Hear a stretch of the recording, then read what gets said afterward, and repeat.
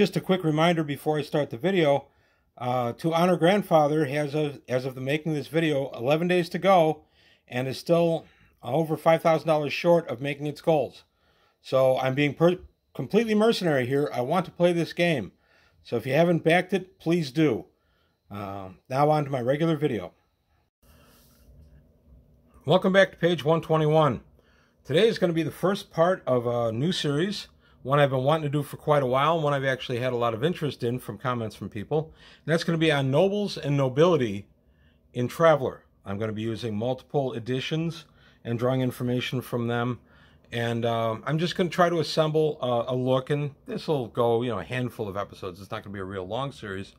But I'm going to try to give a better overview of what the nobility is and does in Traveller, since they're so important and they're the linchpin of society in Traveller. Also, very quick personal note, you may or may not have seen the D&D episode I did where I talk about what's going on. Right now, we have a family member who suddenly needs 24/7 care, and I am part of that. So my time is definitely not my own, and I'm going to have to be doing more short-form videos, as I think of them, where I just film on a topic for 5 to 10 minutes and then go forward. So my longer videos are going to have to wait until I'm off this schedule, and I don't really have a timeline for when that will be. So please bear with me, and I appreciate your support. Now, to the important thing, nobles. I toyed with a lot of different ways to start this series, and I thought, well, let's start at the top. I'm going to start with the royal family. From Traveller the Third Imperium, we get our first real good look at the royal family. The family royal, the Imperial family. Here we have Emperor Strephon looking a lot like Doctor Strange in that cape. I think that every time I see this on the cover, I think he looks just like Doctor Strange. But I still like the artwork. And if an emperor can't cosplay as Doctor Strange, darn it, who can? So we'll take a look at his profile right now. Emperor Strephon Aela Alcoholicae. I tried walking around the house muttering that name, Alcoholicae. I tried like crazy trying to get that pronunciation down so I wouldn't stumble over the video. As you see, I failed. His species, it's not listed, he's human. He's Villani, actually. He's a male, he's 56 years old, strength 7, dex 6, endurance 8, education 10, with a 13, he's got a chip. That's intelligence 10, 13 with the chip, education 11, and soch is 17. His skills, he has admin 4, art, visual media 2, carouse 1, electronics, remote ops 1, language, Villani 1, leadership 3, persuade 1, pilot, small craft 2, science, genetics 1, science history 1, science robotics 1, seafarer ocean ships 1, and seafarer sail 1. His equipment is Imperial raiment, iridium crown, and scepter. Personal augmentation, cognitive augmentation for intelligence +3, enhanced vision, neural comm, neural link, and a wafer jack. So he's kind of tricked out, as a good emperor should be. This is the same emperor, by the way, good old Emperor Strephon, who initially is thought to have been killed during the rebellion, and then it turns out that it was a body double, and that whole thing, which I did like in the rebellion, by the way. If you've been following my rebellion series, I talk about that under his listing. It was just kind of a nice thing that he wasn't really dead, but we're going to get to something that they missed a little bit once I start reading over his family a little bit.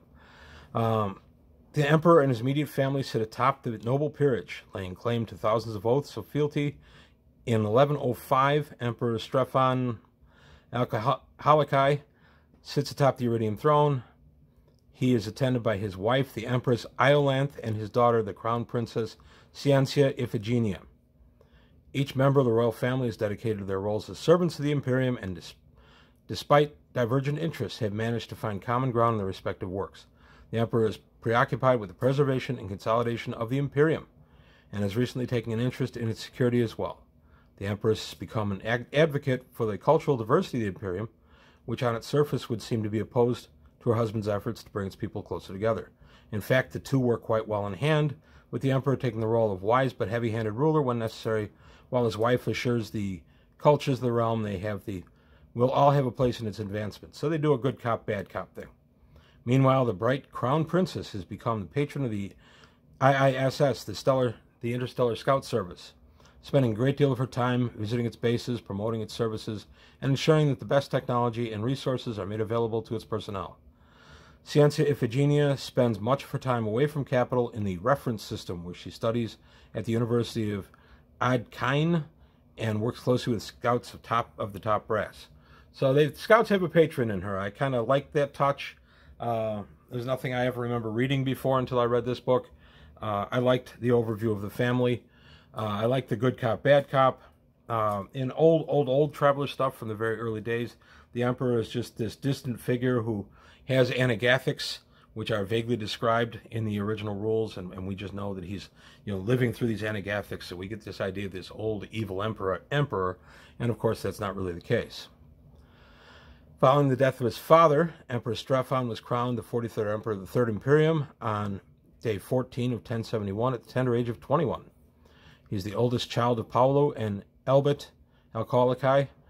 Strephon was groomed for the role since birth, being prepared to rule the most powerful human empire ever created. Shortly after reaching adulthood is a tall order for anyone, but Strephon managed it surprisingly well, exhibiting grace and aplomb at every turn. First great challenge of his reign was the Fourth Frontier War. The war, conducted entirely within the confines of the Splendid Marches, was over in a mere 16 months. The Imperium made modest territorial gains, which Strephon leveraged to portray himself as a capable and victorious wartime leader. The war also marked the beginning of a long friendship between Strephon and Duke Norris of Regina. The war exposed the vulnerability of the domain of Deneb. The Emperor recognized that the Imperium must be better prepared for inevitable future frontier wars. His reputation and standing depends on it. So that's a quick thumbnail sketch, a one-page look at the Emperor. Now we'll take a look at the Empress. There she is, Empress Iolanthe. And she is, species not specified, but Volani, human. Gender, female. She's 53 years old. She is strength 7, dex 10, endurance 5, intelligence 11, education 11, soc 17.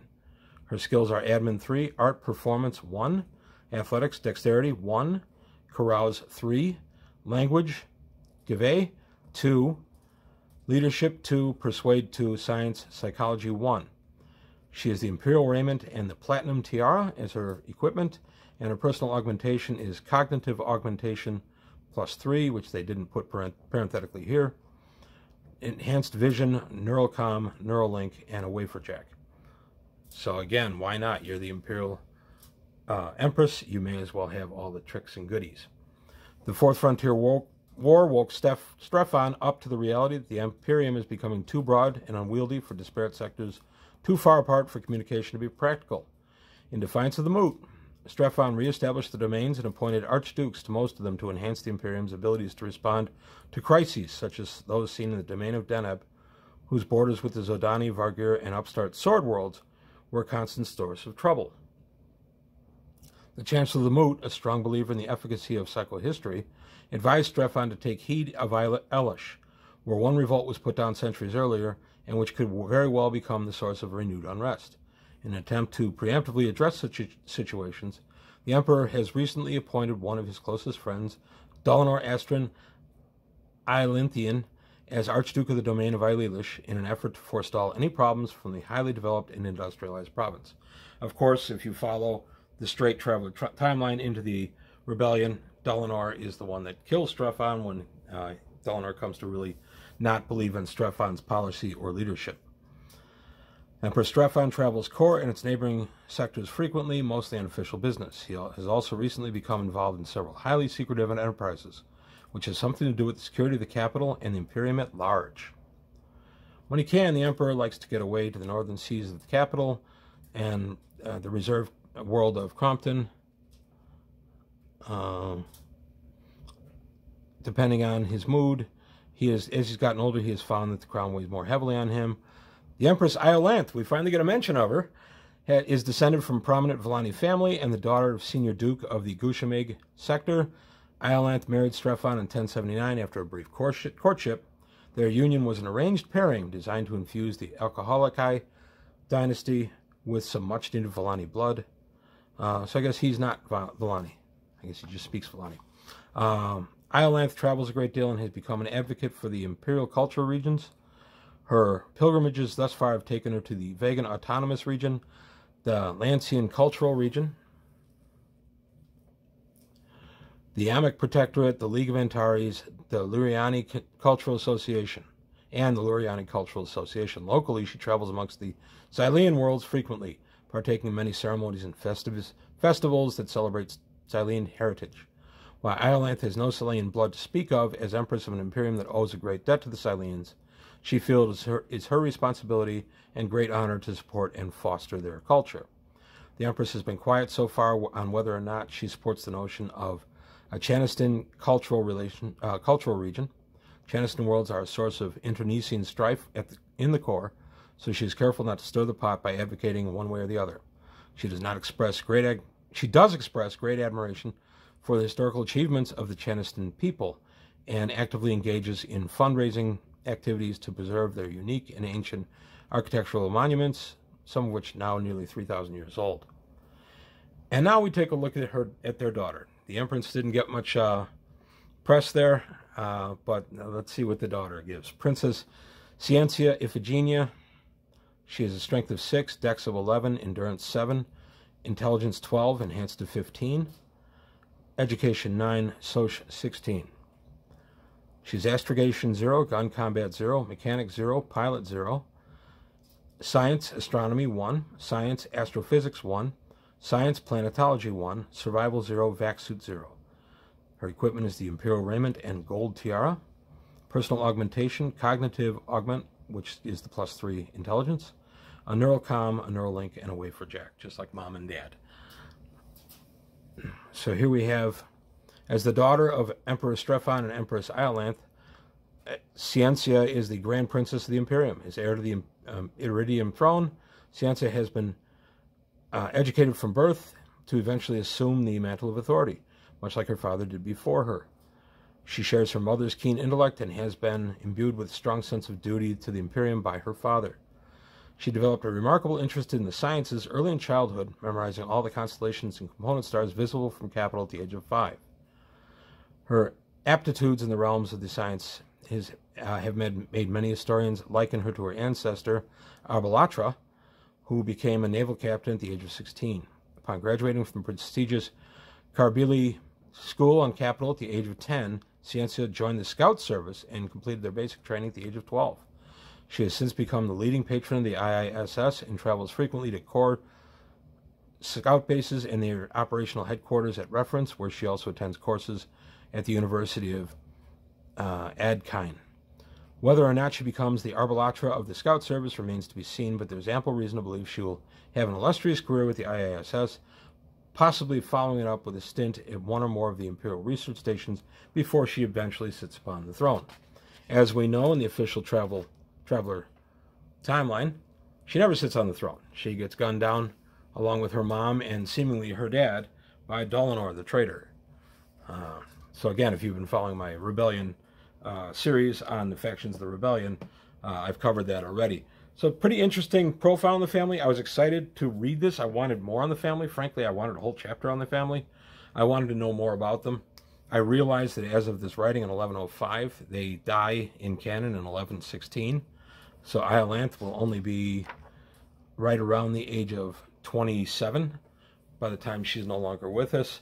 I thought these were really interesting characters, and I really thought a lot more could have been done with them. I'm hoping that they get better featured in a future book. I went with the Laurenverse, where I split off with the GURPS Traveler, and I didn't have the Rebellion. I played the Rebellion. I played it for years until the New Era came out. We played the Rebellion and a Golden Age campaign. But the Rebellion, then with the New Era, we did play New Era.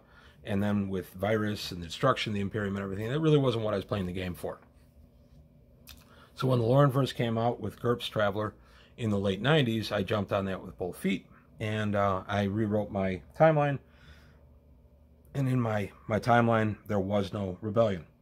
Since I've gone back with Mongoose Traveler 2nd, I've gone back to the year 1105. I don't have to worry about that right now. So we'll see. I don't know if I'll ever follow the True Traveler timeline and go back to the Rebellion or not. But that's all I've got to say today on page 121. This is the start of the Noble series. Going to look a little bit more at the Noble family, the Imperial family, as I go forward. And look at other sources for Imperial references and things like that.